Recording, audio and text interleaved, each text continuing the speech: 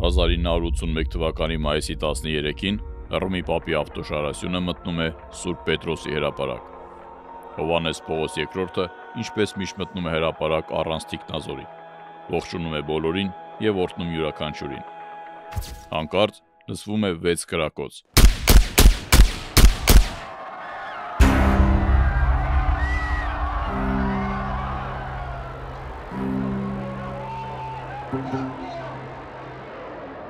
Եվ Հովհաննես Պողոս II առնաշաղախ ընկնում է։ Կրակողը թուրքական ծայրահեղ ազգայնամոլական Գորժ Գայլեր կազմակերպության անդամ Ալի Աղջան էր։ Սա արյունահեղության խորհրդանշական սկիզբն էր։ Հաջորդող տարիներին հազարավոր մարդիկ դարձան Գորժ Գայլերի զոհը։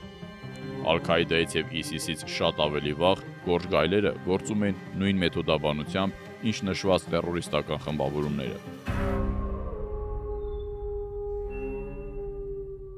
Բարև ձեզ, ես Սուրեն Պետրոսյանն եմ։ Այսօր կխոսենք մի կարևոր թեմայի մասին, որն առաջին հայացքից թվում է, թե անուղղակիորեն է առնչվում մեզ, սակայն իրականում այն ուղղակի կապված է մեր եւ մեր իրականության հետ։ Այսօր, երբ մեզ պարտադրվում է խաղաղության կեղծ օրակարգը, այս թեման դառնում է առավել քան արդիական, որը որոշակի չափով հնարավորություն է տալիս պատկերացնել Թուրքիայում առկա արմատական գաղափարախոսական հոսանքների եւ այն կազմակերպությունների մասին, որոնք սպասարկում են այդ հոսանքները։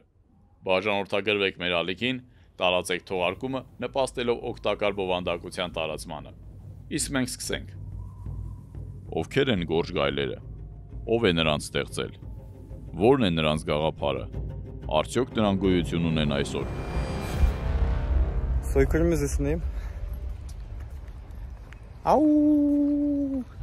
Au au au! Իհարկե կան։ 2024 թվականի ֆուտբոլի Եվրոպայի առաջնության ամենաաղմկահարույց միջադեպը փլեյօֆի փուլի հաղթահարման եւ քառորդ եզրափակիչ դուրս գալը տոնելու ժամանակ ցուցադրված ժեստն էր։ Թուրքիայի հավաքականի պաշտպան Մերիհ Դեմիրալը, ով խփել էր Ավստրիայի դեմ 2 գոլերը, նշելով իր հաղթանակը, կատարեց այսպես կոչված գայլի ողջույնը, որը ասոցացվում է թուրքական արմատական ազգայնականության հետ եւ արգելված է մի շարք եվրոպական երկրներում։ Ինչպես արձագանքեց Թուրքիան։ Տասնյակ հազարավոր տեսանյութեր հայտնվեցին համացանցում։ Երեխաներից մինչև տարեցներ ընդօրինակում էին իրենց ֆուտբոլիստի ժեստը, այդպիսով ընդգծելով իրենց համերաշխությունը նրա արարքի հետ։ Սակայն համերաշխություն ինչի հետ։ Եվ ովքեր էին Գորժ Գայլերը։ Ըստ թուրքերի, նրանք առաջացել էին Գազանի եւ Մարդու միությունից եւ իրենց համարում էին գայլի զավակ՝ Բոսքուրդ։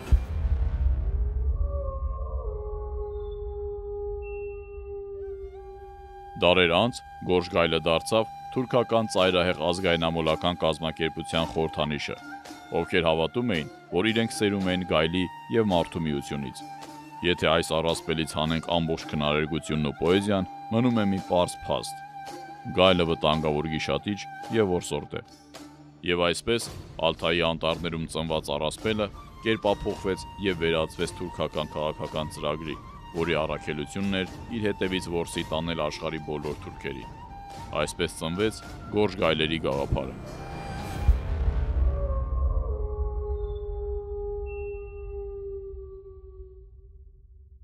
Թուրքիան 1960-ականներին, սառը պատերազմ, ռազմական հեղաշրջումներ, Թուրքիան արդեն իրագործել էր 1915 թվականի հայոց ցեղասպանությունը եւ Թուրքիայում արդեն ազգայնականությունը դարձել էր եւ կրում էր ինստիտուցիոնալ բնույթ։ Թուրքիան այլևս ազգայնական երկիր էր։ Սակայն կար մեկը, ով չէր բավարարվում այս ամենով։ Սպայական շրջանակներում ծնվեց մի մարդ, որը գայլի եւ մարդու միության հին առասպելը վերածեց քաղաքական ուժի։ Նրա անունը Ալփարսլան Թյուրքեշ էր, թուրքական ազգայնամոլության ապագա ճարտարապետը, որը դարձավ 20-րդ դարի երկրորդ կեսի քաղաքական եւ գաղափարախոսական պայքարների առանցքային դեմքը։ Այսպիսով, ով էր Ալփարսլան Թյուրքեշը։ Թյուրքեշը ծնվել է 1917 թվականին Կիպրոսում, չնայած նրա ընտանիքի արմատները հասնում են Կեսարիա քաղաք։ Նրա ընտանիքը Կիպրոսում բնակություն հաստատած հազարավոր թուրքական ընտանիքներից մեկն էր։ Կարևոր է նշել, որ կղզին Մեծ Բրիտանիայի կողմից բռնակցվել է 1914 թվականի նոյեմբերին, Օսմանյան կայսրության առաջին համաշխարհային պատերազմին միանալուց հետո։ Թուրքեշը Կիպրոսից տեղափոխվել է Թուրքիա 1933 թվականին, երբ նա 16 տարեկան էր։ Այս տեղափոխությունը նրա անհատականության ձևավորման կարևորագույն փուլն էր։ 1930-ականներին Թուրքիան գտնվում էր քեմալական կառավարման գագաթնակետին, որտեղ ազգայնականությունը երկրի գաղափարախոսության հիմքն էր։ Թուրքեշը որպես երիտասարդ, ով լքել էր բրիտանական գաղութը, Աթաթուրքի ազգայնական պետությունում ապրելու համար, յուրացրել էր թուրքական ազգայնականության գաղափարները, դրանց ամենառազմական եւ նույնիսկ արմատական դրսեւորումներով։ Սա արտահայտում էր նրա մոլեռանդ վերաբերմունքը ազգայնական իդեալներին։ Արդեն Թուրքիայում Ալի Արսլան փոխում է իր անունն ու ազգանունը եւ դառնում Ալփարսլան Թուրքեշ։ Անունը պատահականորեն չի ընտրվել։ Այն խորհրդանշում է 1071 թվականին Մանզիկերտի ճակատամարտում քրիստոնյաների նկատմամբ տարած հաղթանակը։ Եվ մենք հայերս ծանոթ ենք դրան, քանի որ հենց Ալփարսլանն էր, որ մի փոքր ավելի վաղ գրավեց եւ վերջնականապես ավերեց հայկական Անի քաղաքը։ Իսկ ազգանունը Թուրքեշ թարգմանվում է որպես թուրքական։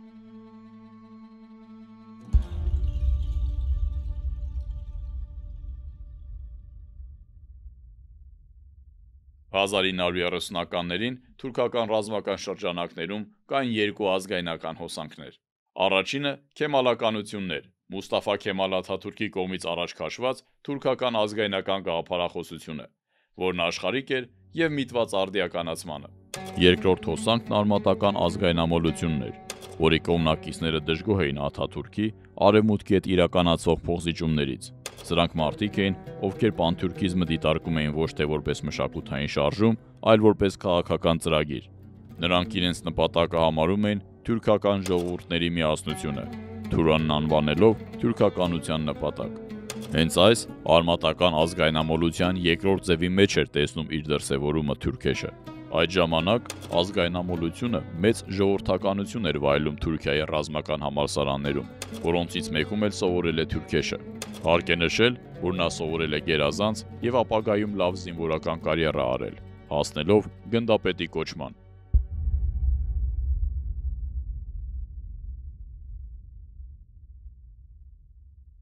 Բնականաբար, երիտասարդ ազգայնամոլականը չէր կարող անտարբեր մնալ ֆաշիզմի արագ զարգացող եւ տարածվող գաղափարների նկատմամբ։ Դրանք հետաքրքրություն առաջացրին այն աստիճան, որ Թուրքեշը ռազմական շրջանակներում դարձավ ֆաշիստների եւ թուրքական բանակի միջև կապող հիմնական կամուրջներից մեկը։ Սակայն ֆաշիզմը պարտվեց Եվրոպայում, եւ Թուրքիայում սկսեցին այլ կերպ ընկալել արմատական շրջանակներին։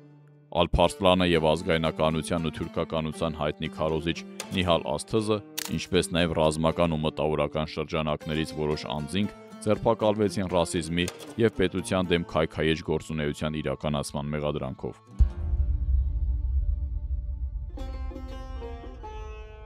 Որպես ակտիվ եւ տաղանդավոր սպա, բանտից ազատվելուց հետո Թուրքեշին հաջողվեց ծառայությունը շարունակել բանակում եւ իր էներգիայի ու տաղանդի շնորհիվ նրա կարիերան արագ զարգացավ։ Ու այդպես երկար տարիներ Թուրքեշը երբեք չշեղվեց իր գաղափարախոսությունից, ջանասիրաբար եւ համակարգված աշխատելով այն տարածել ռազմական շրջանակներում, միաժամանակ ձգտելով ուշադրություն չգրավել։ Լռությունը խախտվեց 1960 թվականի մայիսի 27-ին, երբ նա դարձավ ռազմական հեղաշրջում կատարած 14 սպաներից մեկը։ Հենց Թուրքեշին իրավունք տրվեց ռադիոյով կարդալու իշխանության զավթման մասին հռչակագիրը, հայտարարելով ժողովրդավարական կառավարման ավարտի մասին։ Թուրքեշը եւ նրա կողմնակիցները ազգային միասնության կոմիտեի ամենաարմատական թևն էին։ Նրանք պաշտպանում էին ռազմական կառավարման շարունակությունը եւ խորը ու ծայրահեղ ազգայնական բարեփոխումները։ Գեներալ Ջեմալ Գյուրսելի գլխավորությամբ չափավոր թևը հաղթանակ տարավ, եւ նույն թվականի նոյեմբերի 13-ին նա զավթեց իշխանությունը։ Թուրքեշը ուղարկվեց Հնդկաստան որպես թուրքական դեսպանատան ռազմական կցորդ, ինչը ըստ էության աքսոր էր ենթադրում։ 25 ամիս անց Ալփարսլանը վերադարձավ։ Նրան դիմավորեցին հարյուրավոր երիտասարդ ազգայնամոլականներ որպես իրենց առաջնորդ, նրան անվանելով Բաշբուղ։ Սա հին թուրքական տիտղոս էր, որը նշանակում էր առաջնորդ։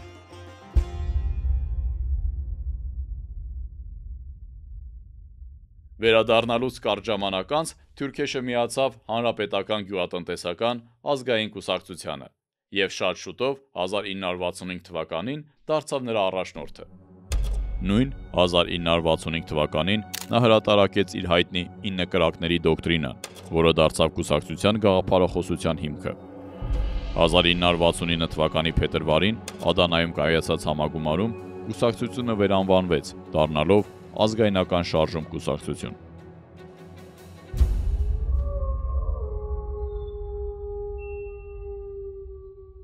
Հիմա նա ուներ ամեն ինչ՝ գաղափարախոսություն, կուսակցություն, հեղինակություն, սակայն չուներ ամենակարևորը՝ բիրտ և պատժիչ ուժ։ 1960-ականների վերջին ստեղծվեց նաև կուսակցության երիտասարդական թևը՝ մեզ ծանոթ ոսկյուրդների անվան տակ։ Ոսկյուրդներին, այսինքն գորշ գայլերին պատրաստելու համար, ստեղծվեցին երիտասարդական ճամբարներ, որոնք նման էին լիարժեք ռազմական ճամբարների։ Մասնակիցները անցնում էին ռազմական և գաղափարական պատրաստվածություն։ Երբ կուսակցությունը չէր կարողանում լուծել քաղաքական կամ դիվանագիտական որևէ խնդիր, գործի էին անցնում գորշ գայլերը։ Գորշ գայլերի կողմից կատարված ամենաաղմկոտ սպանություններից մեկը 1978 թվականին Բահչելիևլերի կոտորածն էր, երբ սպանվեցին ձախ հայացքների կողմնակից 7 ուսանողներ։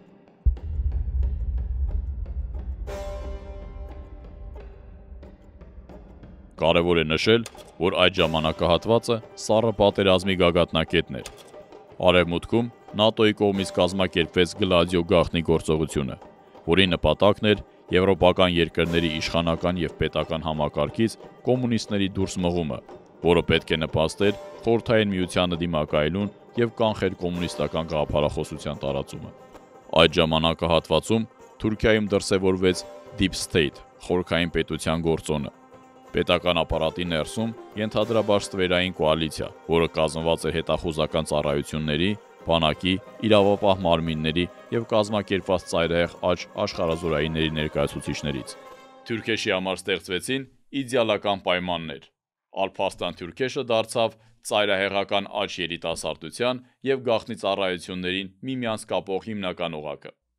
Աճում էր ինչպես կուսակցության, այնպես էլ Ալփարսլան Թուրքեշի հեղինակությունը։ Նա իր քաղաքական գործունեության գագաթնակետին հասավ 1970-ականներին։ Թուրքեշը դարձավ փոխվարչապետ 1975-ից 1977 և 1977-ից 1978 թվականներին։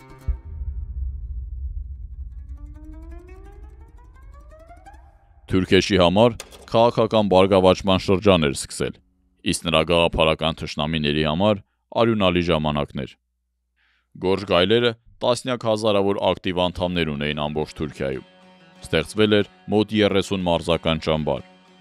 Այս ճամբարները հաճախ գործում էին գաղտնի կամ տեղական իշխանությունների և զինվորականների լուռ համաձայնությամբ։ Երկրով մեկ սկսվեցին հարձակումներ ու սպանություններ։ Ամեն օր կարելի էր տեղեկանալ, որ երկրի տարբեր մասերում իրականացվել են հրկիզումներ, ծեծ, սպանություններ և ջարդեր բոլոր նրանց նկատմամբ, ովքեր դեմ էին արտահայտվում ոսկյուրդերի գաղափարներին։ 1968-ից 1980 թվականներին քաղաքական բռնության հետևանքով զոհվել է ավելի քան 5000 մարդ։ Աջ և ձախ ծայրահեղ ուժերը ըստ էության քաղաքացիական պատերազմ են սանձազերծել, որը կարող էր հանգեցնել ավելի մեծ հետևանքների։ 1980 թվականի սեպտեմբերի 12-ին տեղի ունեցավ ևս մեկ հեղաշրջում, որը իրականացրեց Թուրքիայի զինված ուժերի գլխավոր շտաբը գեներալ Քենան Էվրենի գլխավորությամբ։ Հեղաշրջման հիմնական նպատակներն ու պատճառներն էին անարխիայի կասեցում, պետական ուժեղ իշխանության վերականգնում, քեմալիզմի պաշտպանություն։ Հեղաշրջումից անմիջապես հետո զինվորականները սկսեցին ձերբակալել քաղաքական բռնության մեջ ներգրավված բոլոր անձանց, անկախ նրանց գաղափարախոսությունից։ Ալփարսլան Թուրքեշը հետագայում մեղադրվեց անօրինական զինված կազմակերպություն ստեղծելու մեջ, որի համար անցկացրեց բանտում 4.5 տարի։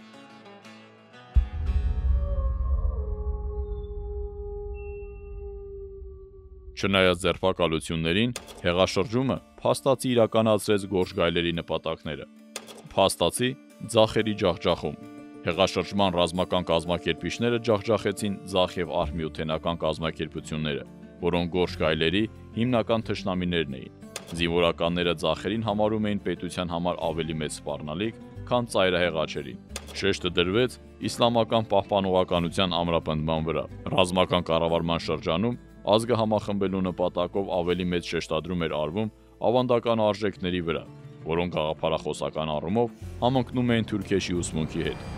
Պարադոքսն այն էր, որ զինվորականները ձերբակալեցին Գորշ գայլերի առաջնորդներին, բայց փաստացի ընդունեցին նրանց գաղափարախոսությունը։ Գեներալ Էվրենը հետագայում հայտարարեց. «Չնայած մենք ձերբակալեցինք նրանց, սակայն նրանց գաղափարները ճիշտ էին», նկատի ունենալով նրանց հակակոմունիստական եւ ազգայնամոլական գաղափարները։ Թուրքեշը մահացավ 79 տարեկան հասակում 1997 թվականի ապրիլի 4-ին սրտի կաթվածից։ Նրա մահվան լուրը 5 ժամ գաղտնի պահեցին, մինչև ամբողջ երկրում անվտանգության միջոցառումներ ձեռնարկվեն։ Հայտարարությունից հետո նրա հազարավոր կողմնակիցներ երթով գնացին Բայնդիր հիվանդանոց, վանկարկելով. «Առաջնորդները երբեք չեն մահանում»։ Թուրքեշի հուղարկավորությունը հսկայական քաղաքական ցույց էր։ Անկարայում ըստ գնահատականների ներկա էր կես միլիոնից ավել մարդ, որոնք եկել էին ամբողջ Թուրքիայից եւ նույնիսկ թուրքալեզու երկրներից։ Հուղարկավորության մասշտաբները եւ աշխարհով մեկ սփռված թուրքերի կողմից առաջացրած այդ արձագանքը ցույց տվեցին, թե իրականում որքան խորքային եւ արմատացած են Գորշ գայլերի գաղափարախոսությունը թուրքական հասարակության մոտ։ Այս գաղափարները այսօր ոչ միայն ավելի մեծ տարածում են գտել, այլ նաեւ խորքային առումով ընկած են իշխանության եւ պետական քաղաքականության իրականացման հիմքում։ Մենք այսօր էլ տեսնում ենք, թե ինչպիսի տարածում եւ աջակցություն ունի այս գաղափարները թուրքական հասարակությունում, եւ թե ինչ աստիճանի ինստիտուցիոնալացման փուլ են մտել դրանք։ Դրա ցայտուն դրսևորումներից մեկը նաեւ այն է, որ այսօր ոչ միայն մարզիկները, այլ նաեւ պետական բարձր պաշտոնյաները միջազգային տարբեր եւ ամենաբարձր մակարդակներում անգամ չեն խորշում այդ նշանը բացահայտ ցուցադրել։ Այս գաղափարները Թուրքիայում նույնքան տարածված եւ խրախուսված են, որքան իրենց հիմնադիր Ալփարսլան Թուրքեշի կենդանության օրոք։ Գորշ գայլերը մասնակցել են նաեւ Արցախյան առաջին եւ երկրորդ պատերազմներում։ Ակտիվորեն մասնակցել են նաեւ Սիրիայում ողջ հակամարտության ընթացքում։ Նրանց գաղափարները նաեւ մեծ ժողովրդականություն են վայելում Բաքվի եւ Թավրիզի ադրբեջանցիների շրջանում։ Իսկ Հռոմի պապի դեմ մահափորձը վկայում է նրանց քրիստոնեության նկատմամբ ունեցած թշնամական վերաբերմունքի մասին։